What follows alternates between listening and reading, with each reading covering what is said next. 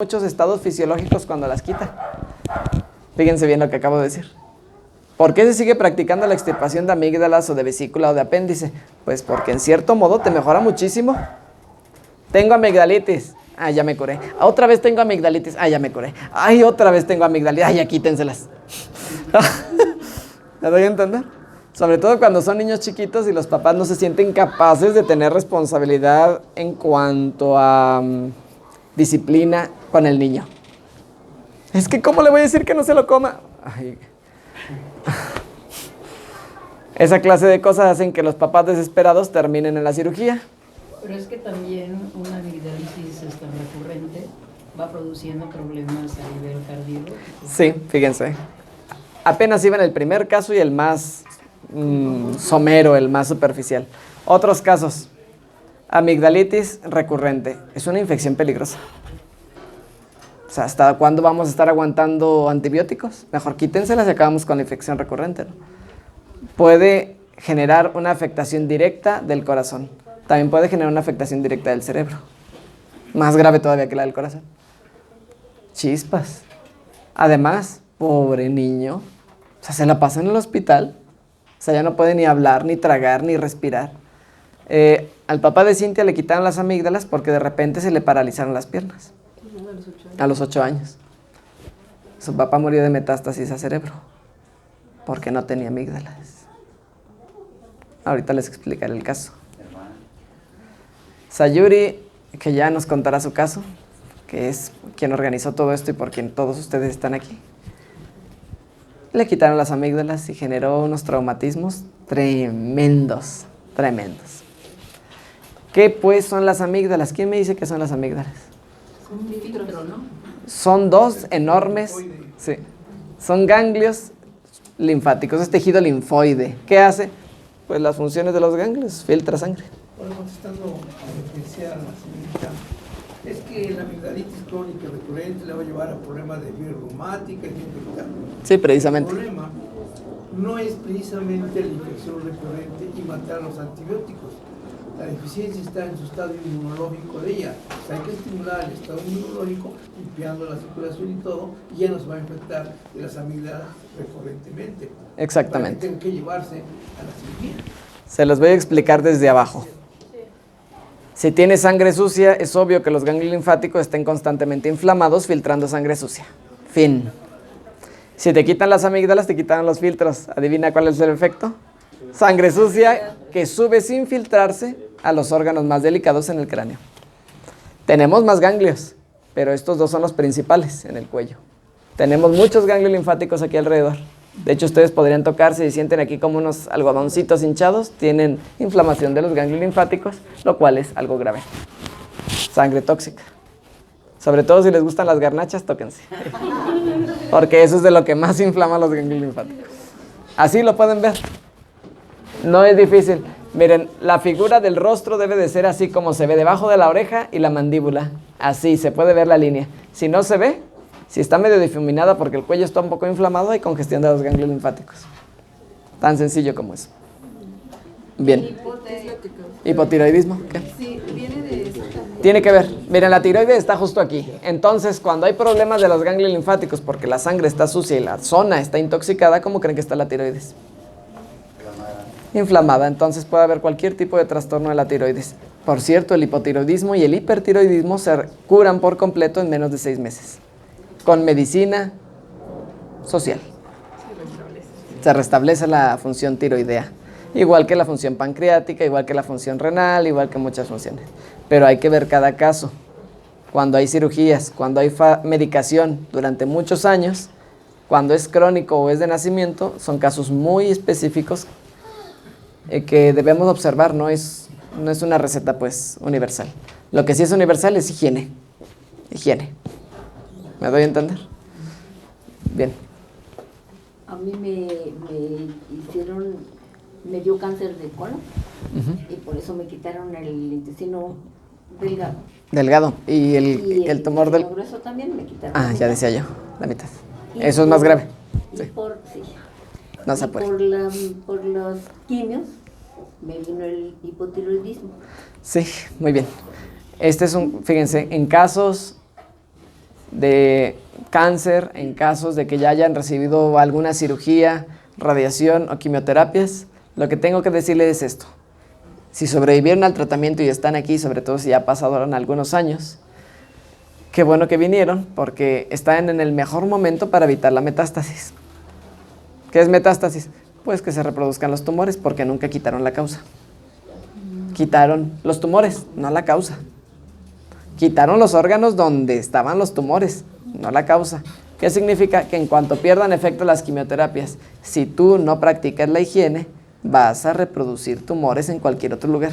Y entonces la higiene en este caso, ¿cuál sería? Aquí va. Concepto. Anatomía es la ciencia que estudia las formas físicas. ¿Cómo es el ojo? ¿Cómo es la mano? ¿Cómo es el hueso? ¿Cuántos huesos hay? Anatomía. Posición, forma. Descripción física del tejido, eso es anatomía, del órgano, del sistema. Ahora, descripción o estudio de la función del órgano, del tejido, ¿se llama? Fisiología. Y la ciencia que estudia el cuidado de la función de la forma se llama higiene. Entonces, higiene no es lavarse las manos nada más, eso es una higiene muy, muy superficial. Higiene es el cuidado de la función de cada forma física. Imagínense, si tienen un servilletero en la mesa y en vez de ponerle servilleta le ponen las cucharas, eso es falta de higiene en ese sentido. No estás cuidando la función de la forma. Para que entiendan hasta dónde se extrapola la higiene. Si no cuidas la función de cada forma, eso es falta de higiene. Cualquier mujer a la que le gusta su ropa y tiene una blusa muy bonita y muy fina, sabe que no se cuelga en cualquier gancho porque se puede estirar, ¿cierto? Se le pueden quedar marcadas ahí los hombros y qué cosa más horrible. Un suéter colgado todo estirado y escurrido o planchado con una marca ahí. Eso es falta de higiene en ese sentido. No estás cuidando la función de la forma. Eso se dobla, se guarda con cuidado, se lava de una manera especial, ¿no es cierto? Eso es higiene. Ahora, en cuanto a la vida, entenderán todo lo que significa higiene. Es cuando vayas a ver un monitor, ponle filtro de luz azul. Eso es higiene para tus ojos. No lo veas durante tantas horas, ponlo a tal altura, parpadea seguido, bebe agua, eso es higiene. Ante un monitor, imagínense todo lo que hay que aprender. Higiene en este sentido significa adopta una dieta, pongan atención, no ensuciante. Fíjense qué elocuente es el término, no puede ser más claro. Una dieta no ensuciante. ¿Qué significa? Que más allá de los nutrientes, la escojas porque no te va a dejar residuos tóxicos. No tanto porque tenga muchos nutrientes, que es lo que se hace en todas las escuelas de nutrición. Pero que coma proteína suficiente. Sí, proteína. Pero ¿qué es más importante? ¿Que tenga proteína o que no tenga proteína pútrida en la sangre? Fíjense el punto. Porque nunca se dice. Me da algo. Es que este enfermo no ha comido suficiente proteína. Está bien. Puede que enflaque. Pero si al enfermo que está enfermo porque no tiene una buena función, sobre todo digestiva y mucho menos circulatoria, le das un alimento proteico que lejos de digerir va a corromper, ¿qué es lo que le estás produciendo? ¿Nutrición? Un envenenamiento, una intoxicación en grado variable y de proteína que lo puede matar. Porque la proteína pútrida, esa sí que es mala. Entonces, ¿de qué está enfermo el enfermo? Insuficiencia renal. Ah, bueno, no le des esto, no le des aquello, pero dale proteína, lo quieres matar. Pues, ¿qué va a echar más a perder los riñones que la proteína descompuesta? ¿Me doy a entender? Entonces, por el miedo a la desnutrición, se olvida la gente, sobre todo el profesional de la nutrición, se olvida de entender que la nutrición no es cuestión de comer, sino de digerir. Máxima. La nutrición no es cuestión de comer, sino de digerir. Y de eliminar a tiempo. Segunda cosa. Porque sí, muy digestivo. El pescado es más digestivo que coma pescado. Se digiere mucho más fácil que cualquier otro cárnico. Pero se pudre de inmediato. Así que como va a estar ahí al menos 24 horas antes de que salga, ya se pudrió 2 veces. ¿Me doy a entender? Tiene que ser alimentación no ensuciante, antipútrida. Y por eso entenderán por qué tristemente no hay que comer animales. Estoy siendo un poco irónico. Yo soy vegano, pero obviamente yo no como animales. Y no es nada triste. Es una muy buena razón. más allá de los derechos, entre comillas, de los animales, porque cuando la gente piensa en derechos de los animales, cree que ahora les van a dar un INE. O sea, no es eso los derechos de los animales. Ahora van a tener derecho a votar y elegir al presidente. No es eso los derechos de los animales. Tampoco es que tengan derecho a una vivienda limpia. O sea, no, el derecho de los animales es derecho a que sean conocidos tal cual son y no según nuestras expectativas. Y ni siquiera se llama tal cual un derecho de los animales. Es dignidad humana la que nos reclama no maltratar al otro por ser diferente. O sea, más que un derecho suyo, es una obligación nuestra. No ser insensatos, usando al otro como un recurso mero de nuestro egoísmo. Fíjense, podemos hablar desde nuestra capacidad humana o desde su necesidad. Pero como somos antropocentristas, es decir, creemos que somos el centro del universo y lo que no me pasa a mí no le pasa a nadie, entonces, perdón por decir esas cosas así, pero nos ayuda a reflexionar. Si hablamos de los animales, siguen estando allá lejos en su universo, no me importa. Si hablamos de nosotros, entonces nos interesa, vamos a hablar de nosotros. ¿Cuál es tu máxima capacidad de conocer a uno que es distinto a ti? Tienes que dedicarle tiempo, ¿no? Afecto, porque eres una persona afectiva. Tienes que dedicarle creatividad, porque eres una persona creativa. Si quieres conocer a alguien, tienes que usar todas tus capacidades. ¿Cierto? ¿Estás haciendo eso respecto a los animales? No, significa que eres una persona indigna de tratar con los animales. No estás ejerciendo tu capacidad, por lo tanto tu dignidad. El problema de la explotación animal ni siquiera es que no les reconozcamos sus derechos, es que no nos comportamos dignos de nuestra humanidad. Más tremendo aún. Si fueras un ser humano más digno de ti mismo, de tus capacidades, observarías a cada animal como el misterio que es, como el bien que es, como el otro que es. Y entonces encontrarías en cada cosa de este mundo un tesoro. Y en los animales, un misterio sagrado. Se dan cuenta entonces de que no era tanto el derecho de los animales, sino tu propia capacidad, tu propia dignidad. Y obviamente, si salimos de nuestro antropocentrismo y los vemos a ellos, sí, es un derecho suyo defenderse e incluso hasta matarte con tal de defender su vida, porque eres tú el que lo estás matando a él. Así que no te quejes cuando un toro cornea a alguien. Pues qué bruto. Porque andaba metiéndose con el toro. El toro hizo lo que podía y lo que debía. ¿O qué quieren, que los animales nomás se doblen así y dejen que lo exterminemos? El caso es que tampoco es el trato que uno espera de un animal vivir en riña constante. Ustedes allá animales y nosotros acá como si no fuéramos animales. El punto es nuestra capacidad racional, emocional y espiritual.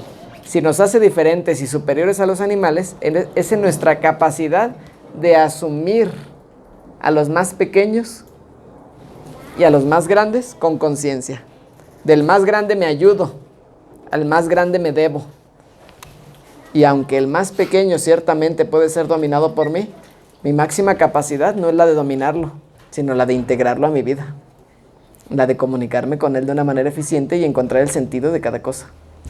Así que realmente nuestro trato con los animales no debería de estar basado en comer o no carne, sino en qué tan capaces somos de comunicarnos con ellos y descubrir el misterio de nuestra propia vida.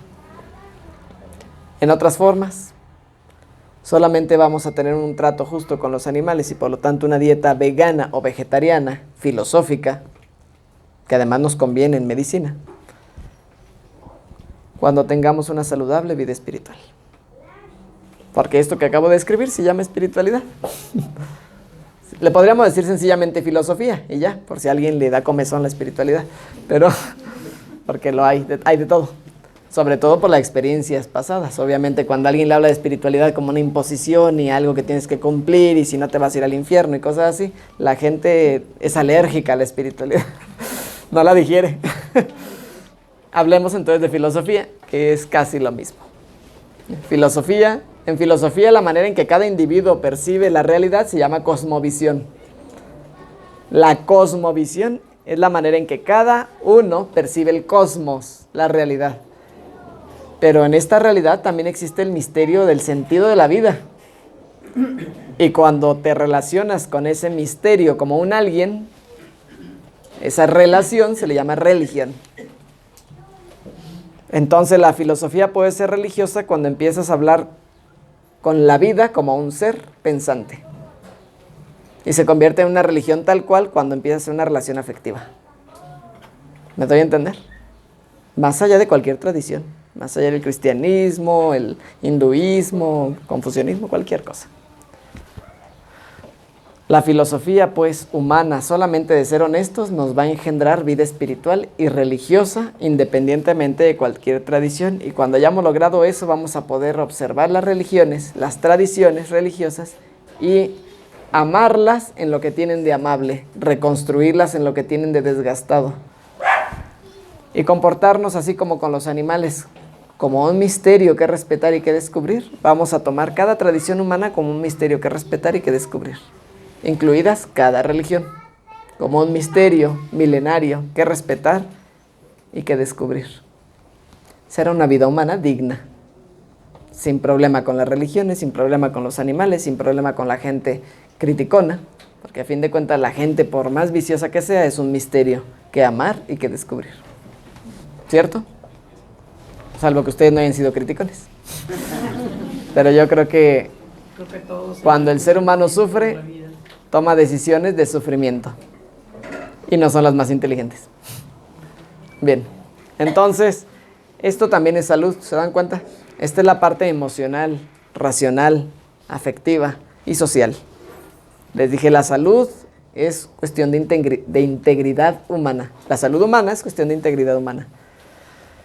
Es importante reconciliarnos con todo aquello que hemos tildado de insoportable, imperdonable, dañino, malvado, feo.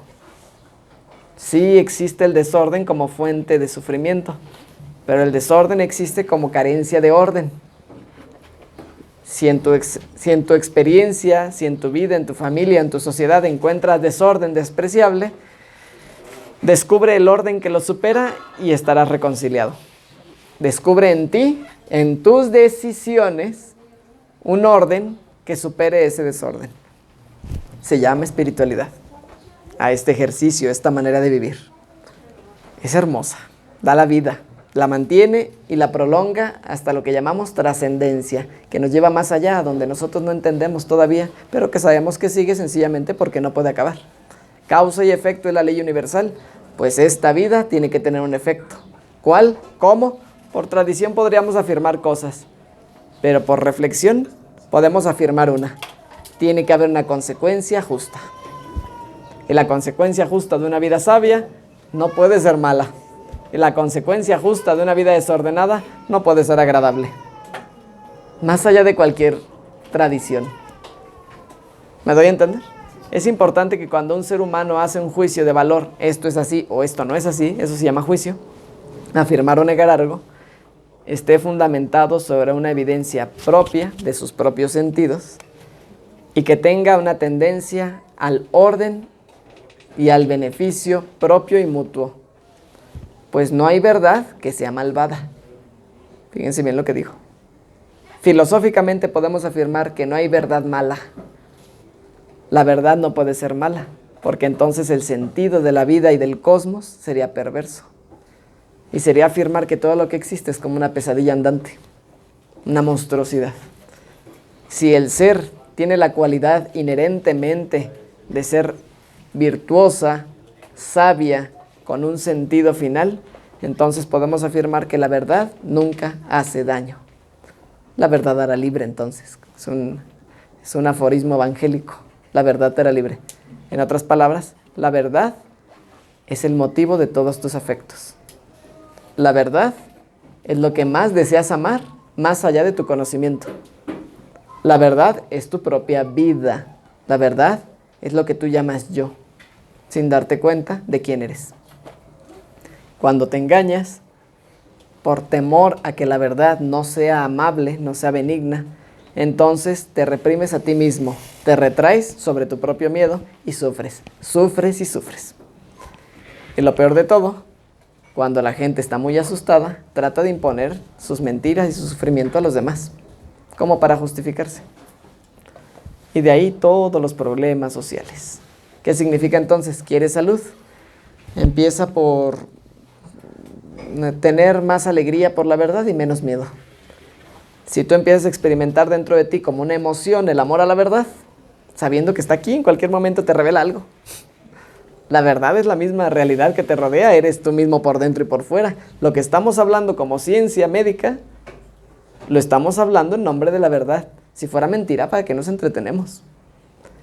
Por eso tratamos de ser muy claros y sin defecto, porque en la medida del defecto nos va a faltar la alegría. En la medida del orden nos va a venir la alegría. La alegría es una reacción natural del cerebro cuando encuentra coherencia en las evidencias. Fíjense qué bonito. La alegría es una reacción natural del cerebro cuando encuentra orden en la realidad. Cuando encuentra orden, encuentra paz, no amenazas. Encuentra motivos para descansar y recrearse en sí mismo, y entonces puede ofrecer una mejor respuesta que no viene del miedo ni de la agresión.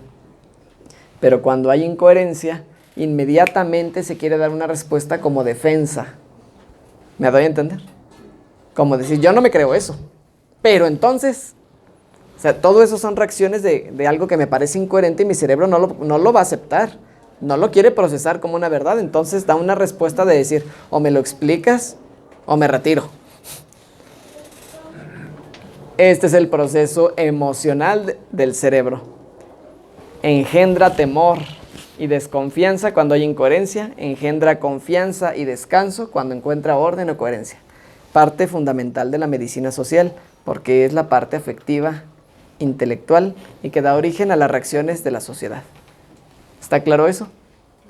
¿Sí? ¿Alguna pregunta al respecto? Bien, ustedes sepan hasta dónde tienen cargando conflictos intelectuales y emocionales. Hay que darle respuesta pronta, sabiendo que sencillamente uno ha tomado malas decisiones por prisa, por miedo o por presión de alguien más. ¿Qué es miedo? Prácticamente son las fuerzas universales, se habla en algunas escuelas de filosofía, miedo y amor, nada más. Pero para no ponernos tan esotéricos, porque me importa que la espiritualidad sea bien clara y no empiece a ser una cosa esotérica extraña, miedo es el temor al desorden, o el rechazo del desorden, mejor dicho. Porque si digo miedo es el temor, estoy diciendo lo mismo. Miedo es el rechazo al desorden, como una amenaza. Amor es el afecto o el apego al orden, a la verdad.